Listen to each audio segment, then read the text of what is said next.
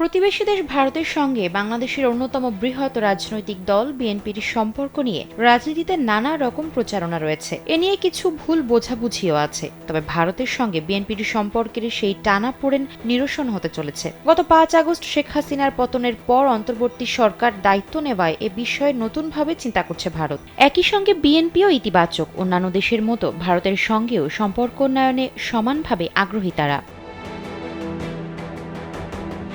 রোববার বাংলাদেশে নিযুক্ত ভারতীয় হাইকমিশনার প্রণয় কুমার বার্মা বিএনপির উচ্চ পর্যায়ের একটি প্রতিনিধি দলের সঙ্গে বৈঠক করেন। এরপরই দুপক্ষের সম্পর্ক জোরদারের বিষয়টি আলোচনায় আসে। অন্যদিকে জাতিসংঘ সাধারণ পরিষদের ৭৯তম অধিবেশনের ফাঁকে অন্তর্বর্তী সরকারের পররাষ্ট্র উপদেষ্টা মোহাম্মদ তৌহিদ হোসেনের সঙ্গে বৈঠক করেন ভারতের পররাষ্ট্রমন্ত্রী এস জয়শঙ্কর।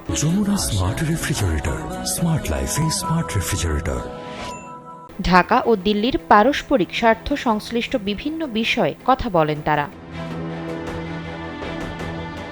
রাজনীতিকরা বলছেন, প্রণয় বার্মার সঙ্গে ওই বৈঠক উভয় পক্ষকে বেশ ইতিবাচক দিকে নিয়ে গেছে, যাকে বলা হচ্ছে টার্নিং পয়েন্ট। কূটনৈতিক অঙ্গনে কাজ করেন বিএনপির এমন কয়েকজন নেতা কালবেলাকে জানান, গত ১.৫ যুগের বেশি সময় ধরে ভারত তাদের সম্পর্ক শুধু একটি দলের সঙ্গে জোরদার করেছে। পক্ষান্তরে তাদের উচিত ছিল কোনো ব্যক্তি বা দল নয়, বাংলাদেশের জনগণের সঙ্গে সম্পর্ক উন্নয়ন করা। তবে বিএনপির হাইকমান্ডের প্রত্যাশা ৫ আগস্ট শেখ হাসিনার পতনের পর ভারত এখন তাদের দৃষ্টিভঙ্গি বদলাবে এবং সেটি তাদের জন্যই ভালো হবে।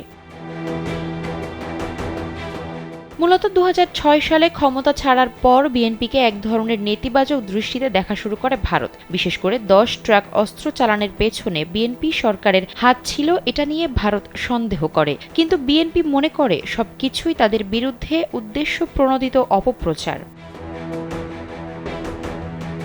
বিএনপি সহ বিরোধী নেতাদের অভিযোগ, প্রায় প্রতিটি নির্বাচনেই ভারতের প্রচ্ছন্ন ইন্ধন ও প্রভাব ছিল, যে কারণে ৭ জানুয়ারি দ্বাদশ সংসদ নির্বাচন বর্জন করা বিএনপি ২৭ জানুয়ারি ঢাকায় প্রথম সমাবেশ করে। সেদিন দলটির স্থায়ী কমিটির সদস্য গয়েশ্বর চন্দ্র রায় বলেছিলেন, আওয়ামী সরকার ভারত, চীন আর রাশিয়ার সরকার।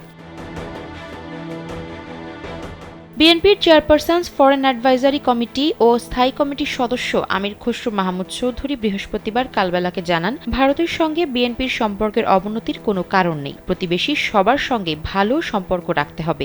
এক্ষেত্রে ভারত তার বাইরে নয়। তবে বিগত কয়েক বছরে ভারত বাংলাদেশের জনগণের সঙ্গে সম্পর্ক রাখতে পারেনি। তারা বিশেষ দল এবং ব্যক্তির সঙ্গে সম্পর্কে গুরুত্ব দিয়েছে।